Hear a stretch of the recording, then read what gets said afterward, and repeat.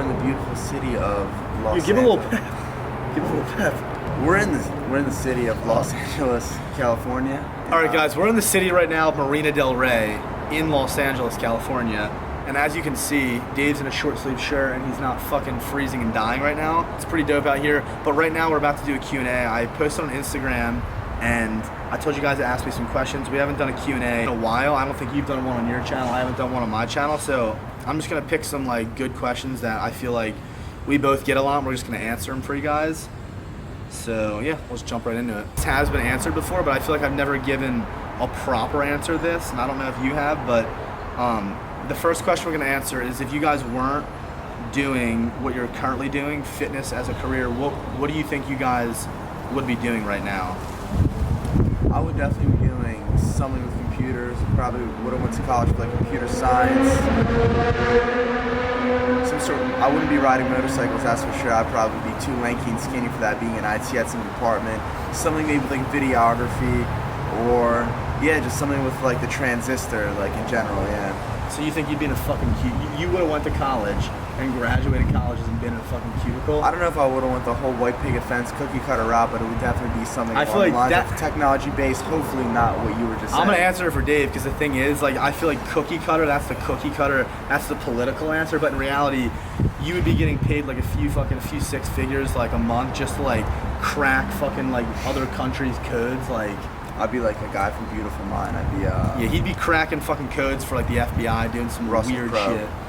Yeah, and I would say for myself, I don't know, I like think about that all the time, and I honestly feel like the truth to that answer is I would probably be doing something that I don't really love. Like honestly, that's the truth. Like I probably would have went to college and gotten some type of job that I didn't really love, then I probably would have settled, because it's kind of hard for me to say, because fitness has like been my passion, is my passion, and getting people into fitness, change people's lives through fitness, is just something that I love, and that's, I don't know, so it's kind of hard to answer that for me. I probably would have, like I said, gone to school and got a job that I didn't really honestly love, so that's the truth.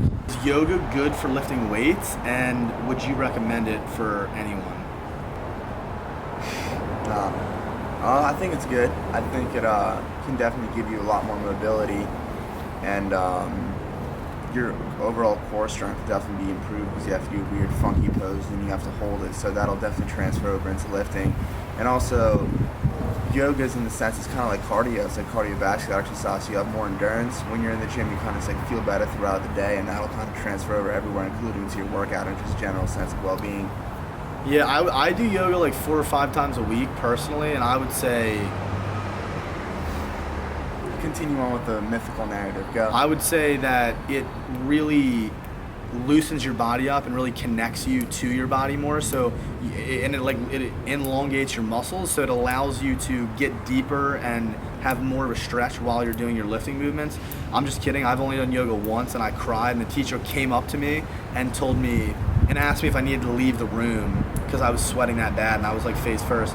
But someone who I know that does yoga and also lifts weights told me that, so I do recommend it for you guys. Go look up Forgetting Sarah Marshall Yoga. He's the Jason Segel equivalent of that one incident. Will you guys ever go back to unhealthy eating habits in order to make strength gains like in high school? I don't really think I will. I think that if I ever go to a point of just aggressive, intense bulking for just maximum size and strength gain, it would definitely be as clean as I can manage, which would be pretty fucking clean.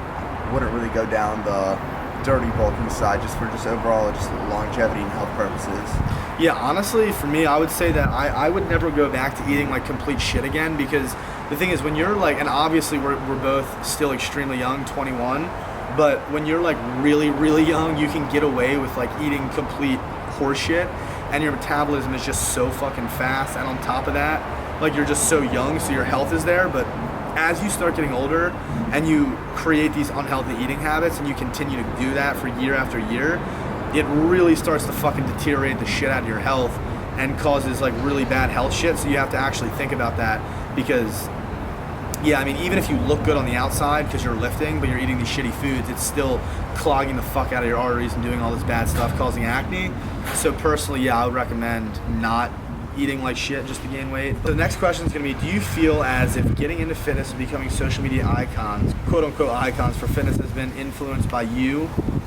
Was your intention, or did it just fall into place?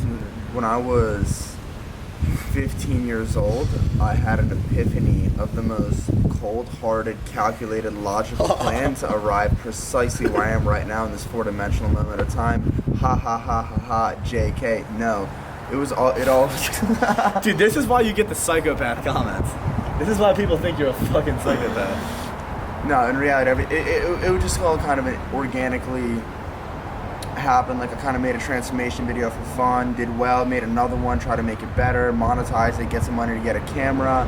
You want some money for some gas. And some gas. For my car, me and Dill were like working out, kind of used the camera that I bought, film a few workouts, upload here and there, kind of people like it. I'm, oh shit, this is kind of cool, I can maybe do this.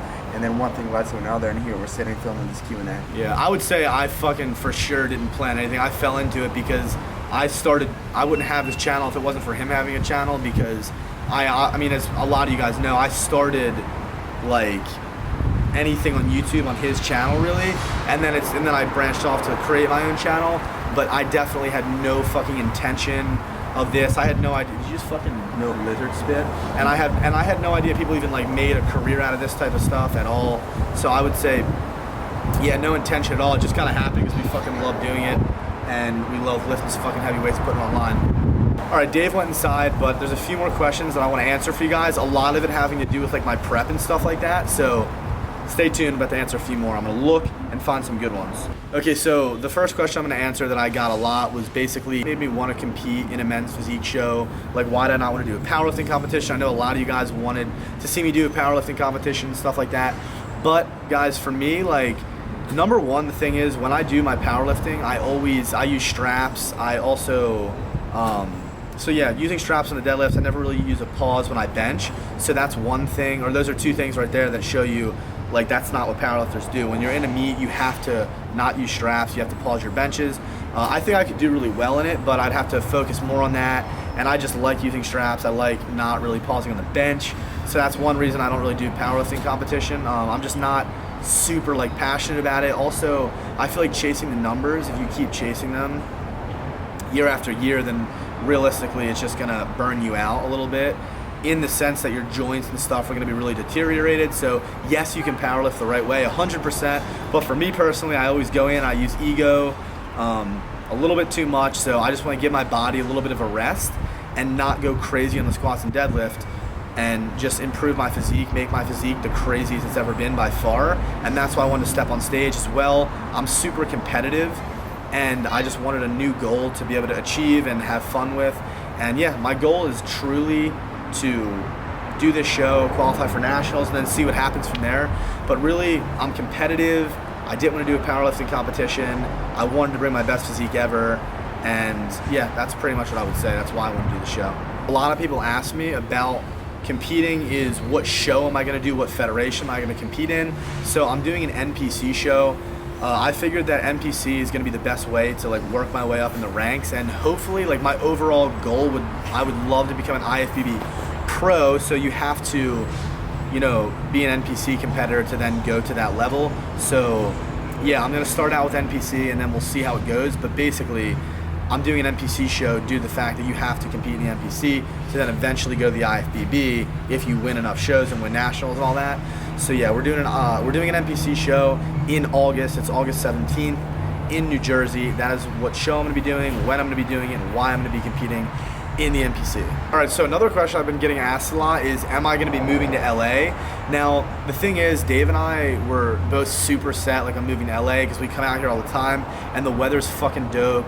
We have a lot of friends out here and everything's cool, but I want to just put my head down in Jersey where I'm most comfortable, my gym that I'm most comfortable at, and I want to fucking work my ass off on this prep, do this prep series for you guys, have a shit ton of fun with it, you know, bring my best physique ever, and then maybe worry about potentially moving after that, after I go through this journey of competing, because I don't want to be in the process of moving and doing all that stuff while I'm going to be doing a show. And I also want to do the local show in New Jersey so my family could come and I can make it more like a big event out of it. So I'm not going to be moving until at least after the show, which is in August, but Dave and I potentially will be moving to LA. He might move here sooner than me, who really knows what's going to happen, but LA is a very enticing place to move. But as of right now, I'm going to be staying in Jersey. If you guys have any more questions, comment down below and I'll try to get back to you guys. But anyways, thank you guys so much for supporting me. Also, comment down below what you guys think my prep series should be called, and whatever gets the most likes, maybe we'll call it that, unless it's something stupid like D-ball,